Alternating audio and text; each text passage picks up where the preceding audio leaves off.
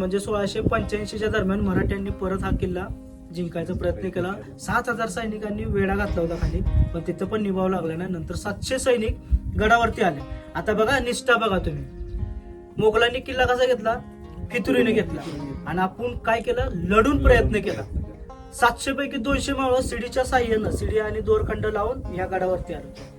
तुम्ही आता बघितलं आजूबाजूचा परिसर, थोडं जरी घसरलं तर खाली मृत्यू जाईल. 200 मावळे आत आले, पण संख्या त्यांची जास्त होती आणि त्यांना जरासा जास्तच ऍडव्हान्टेज भेटला की थोडकं पडलं.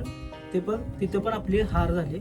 आणि जाता तुम्ही बघा, ह्या कातळकड्याला फक्त असं बोट घासा, पूर्ण साल निघते.